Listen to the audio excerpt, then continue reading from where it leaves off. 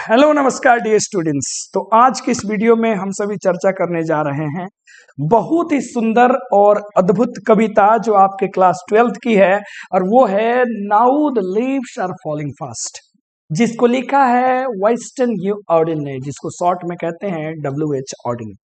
तो प्यारे दोस्तों, हमेशा की तरह सबसे पहले हम कोशिश करेंगे कि पोएट के बारे में जान ले, कि पोएट के डेथ के बारे में, पोएट के जन्म के बारे में, उससे रिलेटेड और भी इंपॉर्टेंट बातें जो आपके एग्जाम्स में पूछी जाती हैं। तो इनका जन्म हुआ था 1907 में इंग्लैंड में। ही वॉज वर्सटाइल, वो वर्सटाइल थे। वर्सटाइल मतलब होता है बहुमुखी प्रतिभा वाले लोग, जिनके अंदर में अलग अलग टैलेंट भरा होता है। इंटेलेक्चुअली कह सकते हैं, बौद्धिक रूप से विगोरस पोएट थे, अद्भुत कवि थे ये। इनमें वर्सैलिटी दिखती थी, इनमें एकदम जो कहता है ना वर्सैलिटी, यानी कि इसमें वो अलग अलग चीजों पे लिखना, अलग अलग चीजों के बारे में बात करना इन पे दिखता है। Verse, dramatist, critic, translator and editor, इतने सारे चीज थे ये। वर्स ड्रामेटिस्ट, देखो ड्रामा होता है ना जी, तो ड्रामा जो है कुछ ऐसे ड्रामाज होते हैं जिसमें वर्स का प्रयोग किया जाता है। वर्स इन द सेंस की पोएम की तरह ड्रामा जो किया जाता है, उसमें क्रिटिक, आलोचक थे, ट्रांसलेटर थे और एडिटर भी थे। उनके लिए कविता जो है, poetry to him was a serious game. इस लाइन को याद रखिएगा, सभी बच्चे याद रखिएगा। पोइट्री जो था इनके लिए एक सीरियस गेम की तरह था। हिज अर्ली पोएम्स एग्जिबिट्स, उनकी जो शुरुआती के पोएम है वो किस चीज को एग्जिबिट करती है, बताती है उनके इंटरेस्ट को इन पॉलिटिकल अफेयर्स, जो राजनीतिक जो अफेयर्स था, जो घटनाएं थी, उनके साथ इनके इंटरेस्ट को बताता है, एंड आइडियाज, इनके विचारों को। बट हिज लेटर पोएम्स, लेकिन बाद वाली जो पोएम है, आर ओवर्टली पूर्ण रूप से Christian and more personal tone. ये एक तरीके से क्रिश्चियनिटी को लेकर के और एक तरीके से इनका पर्सनल जो विचार था उनको लेकर के आगे में इन्होंने कविताएं लिखा। तो क्लियर हो गया, पहले राजनीतिक बातों पे कविताएं लिखना, बाद में धर्म और अपने व्यक्तिगत विचार को लोगों के समक्ष रखने का काम था WH ऑर्डिन का। ही लेफ्ट इंग्लैंड, उन्होंने इंग्लैंड छोड़ा एज अर्ली एज 1939 में और सेटल हो गए हमेशा के लिए USA में।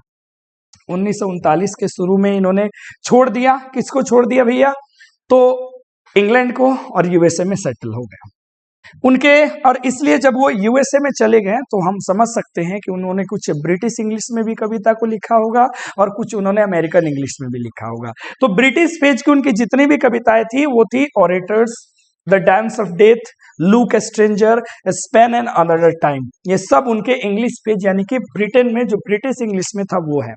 American phase, new year letter, for the time being, the age of anxiety and shield of Achilles. याद रखना इसमें age of anxiety, age of anxiety के लिए ही इनको, किनको, WH ऑर्डिन को पुलित्जर प्राइज दिया गया था 1948 में, एज ऑफ एंजाइटी के लिए, जो अमेरिकन फेज की इनकी पोइट्री है।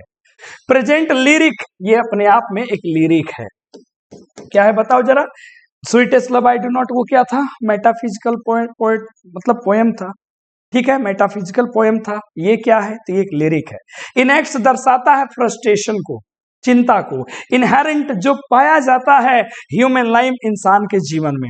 एंड द एस्पिरेशंस, और इच्छाएं, दैट आर नॉट फुलफिल्ड, जो पूरी नहीं हो पाती है। एंड सेंस ऑफ लॉनलीनेस, और एकांत के भाव को बताता है। विच, जिसमें एवरी इंडिविजुअल, हर एक व्यक्ति जीता है और मर जाता है। तो दोस्तों इन्होंने बहुत अच्छे तरीके से समझाया। क्या समझाया दोस्तों, कि देख लो आज के लाइफ में जो है ना, लोग चिंता से इतना ज्यादा जो है वो चिंतित हो जाता है, और उसकी जो भी इच्छाएं वो करता है, इच्छाएं उसकी टूट जाती है, तब सेंस ऑफ लॉनलीनेस का वो शिकार हो जाता है, एकांत में रहता है, और जल्दी उसकी मृत्यु हो जाती है। अब हम आपको कविता के टाइटल पे ले चलते हैं। टाइटल क्या है, नाउ द लीव्स, अब पत्ते, फॉलिंग फास्ट, बड़ी तेजी से गिर रहे हैं। इसका सीधा मतलब है ये पत्ते नहीं है, ये इंसान है, हम और आप, जो चिंता से, टेंशन में, ये वृद्ध लोग हैं जो बड़ी तेजी से मर रहे हैं, मौत की तरफ बढ़ रहे हैं। ये वो लोग हैं प्यारे दोस्तों, और उनके बारे में इन्होंने बताया कविता में। आगे इन्होंने क्या कहा, एक एक लाइन को समझना बड़े ध्यान से, इस पूरे पिक्चर के माध्यम से समझिए, और तुरंत जाइए SC इंग्लिश क्लासेस पे और वहां से आप पूरी वीडियो को पढ़िए। अगर आप एससी बोर्ड पे देख रहे हो। अगर एससी इंग्लिश क्लासेस पे हो तो एससी बोर्ड्स यूट्यूब चैनल का लिंक डिस्क्रिप्शन में है, दोनों को सब्सक्राइब करके रखो, ठीक है। देखो ध्यान से, इन्होंने कहा now the leaves are falling fast, nurses flowers will not last. कह रहे हैं कि अब पत्ते बड़ी तेजी से गिर रहे हैं। इस पिक्चर में आपको दिख रहा होगा ये सीजन है ऑटम का, और पत्ते बड़ी तेजी से पूरा का पूरा देख रहे होंगे गिर रहा है। और इससे क्या हो रहा है, नर्सेस फ्लावर्स को समझना, ये पेड़ है और इसके नीचे ये जो छोटे छोटे ये जो फूल की जो क्यारी लगी है नीचे वाला, ये यही सारा को बोला जाता है नर्सेस फ्लावर्स। आपने नर्सरी तो सुना होगा, तो नर्स शब्द से बना है नर्सरी। नर्सरी का मतलब आप दो जानते होंगे, एक जानते होंगे स्कूल वाला और एक जानते होंगे जहां पौधा को रखा जाता है। तो ये पौधे वाली नर्सरी की बात हो रही है कि नर्सेस फ्लावर्स जो छोटे छोटे पौधे हैं विल नॉट लास्ट, ये भी नहीं बचेंगे। मतलब भैया जब बड़ा पेड़ ही मर जाएगा तो इनका रखवाली इनका देखभाल कौन करेगा, क्योंकि ये इन्हीं के छांव में तो जीते हैं। Nurses to the grave, grave का मतलब होता है समझ ही रहे हो क्या, शमशान घाट, कब्रिस्तान। Nurses to the graves are gone, कुछ ऐसी नर्सेस है तो ऑलरेडी ग्रेव में जा चुकी हैं, पहुंच चुकी है। और इसी जीवन मरण के बीच में जो प्राम्स है, प्राम्स का मतलब होता है ये बच्चा वाला गाड़ी, लुढ़क लुढ़क के रोलिंग ऑन, ये घिसक घिसक के चल रहा है इसी जीने मरने के बीच में। तो ये हालात है लोगों का, ये हालात है लोगों का कि कैसे लोग तेजी से मर रहे हैं। जब वो जाएंगे तो इनको कौन देखेगा। और इसी में हमारा जो ये गाड़ी है, ये बच्चे रूपी जो गुड़कौआ गाड़ी है, ये हमारा लाइफ है और घसक घसक के आगे चल रहा है।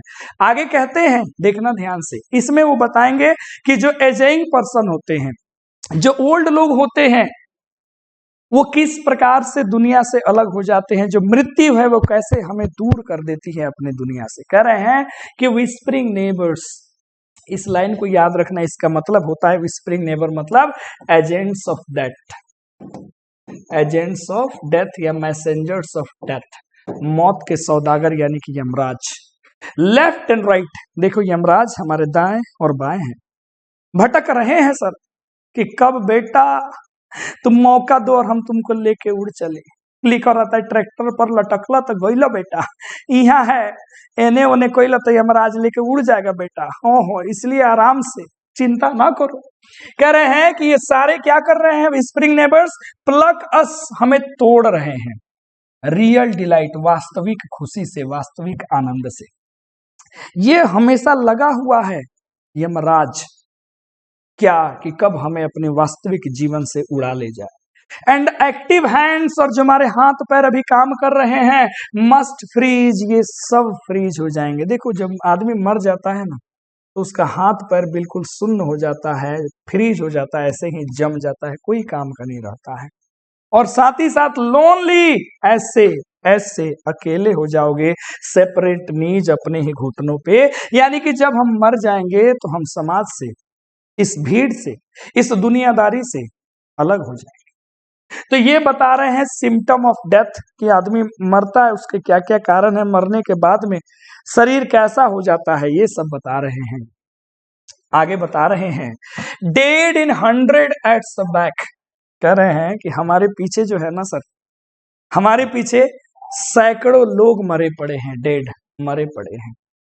आपने कभी कभी मैसेज ये सब आप सुनते रहते कि नहीं, कि कभी भी धन का, रूप का, यश का, गरिमा का घमंड हो तो कभी शमशान घाट, कब्रिस्तान, या फिर चले जाइएगा चर्च यार्ड और देख लीजिएगा कि आप और हमारे से बड़े बड़े विद्वान, बड़े बड़े राजा, बड़े बड़े महारथी लोग वहीं पड़े हुए हैं। हमें भी एक दिन उसी में जाना है, तो काहे का राजा और काहे का रंध, ये दुनिया की रीत है। इसीलिए कोई घमंड नहीं करे, मस्त में जीवन जिया करे।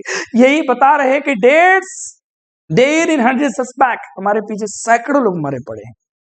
Follow wood in our track, ये लोग ऐसे ऊड में पड़े हुए हैं, ऊड माने लकड़ी माने तख्ता, मतलब किसमें, कॉफीन में है, हमारे रास्ते में पड़े हुए, जीवन की राह है उसके पीछे सैकड़ों लोग मरे पड़े हैं, दबे पड़े हैं। आर्म्स रेज, उन्होंने अपना हाथ उठाया, स्टीफली, स्टीफली मतलब होता है इन हार्ड एंड डिफिकल्टी, कठिनाई से, कठिन तरीके से हाथ उठाया है।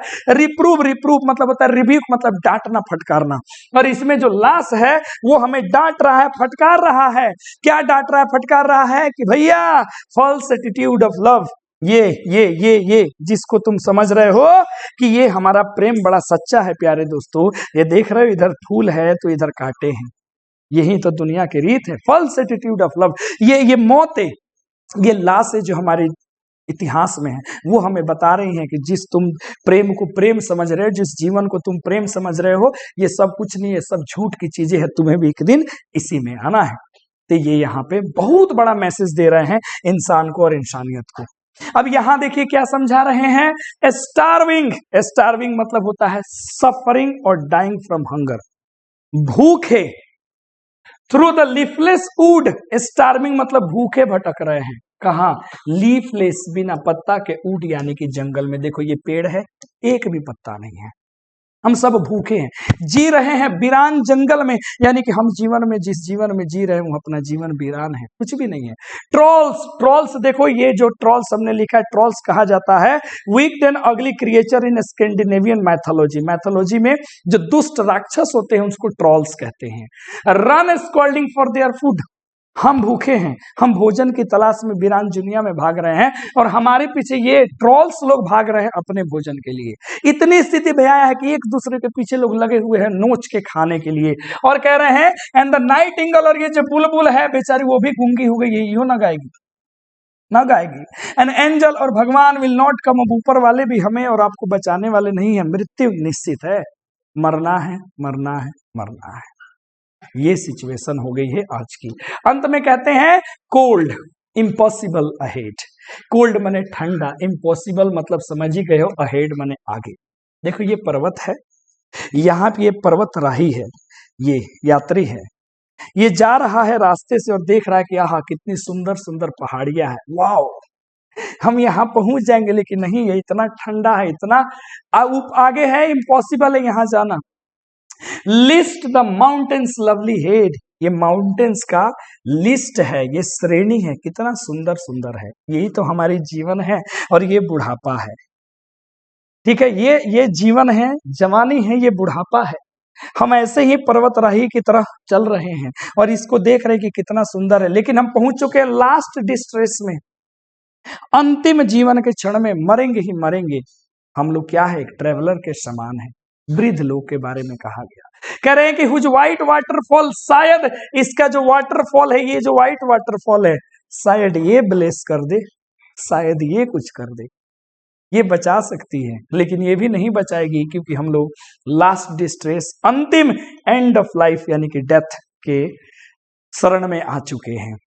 यानी कि जो वृद्ध लोग हैं वो एक ना एक दिन जल्द ही मर जाएंगे। तो ये पूरे कविता का एक ही भाव है प्यारे दोस्तों, कि चिंता जीवन में जब आएगी, चिंता छाएगी, तो हम अकेला होंगे, एकांत होंगे और मृत्यु को हम बहुत जल्द प्राप्त कर जाएंगे। तो आप लोग भी बिल्कुल फ्रस्ट्रेशन ना करें, जो इच्छाएं आपने पाल रखी हैं, पूरी हो तो भी ठीक, ना पूरी हो तो भी ठीक, इस भाव के साथ आप भी जीवन में चलिए। और यदि आप पहली बार इस चैनल पे आए होंगे तो पक्का मेरी मेहनत आपको समझ में आ गई होंगी। सब्सक्राइब करना, प्यारा सा कमेंट छोड़ना, ताकि मोटिवेशन मिले, और टीचर मोटिवेशन मांग रहा है तो सोचो इतना आपको प्रेम मोहब्बत लौटाना पड़ेगा। चलिए फिर मिलते हैं अगली किसी वीडियो में, तब तक बने रहिए हमारे इस प्यारे से प्लेटफॉर्म के साथ। जय हिंद।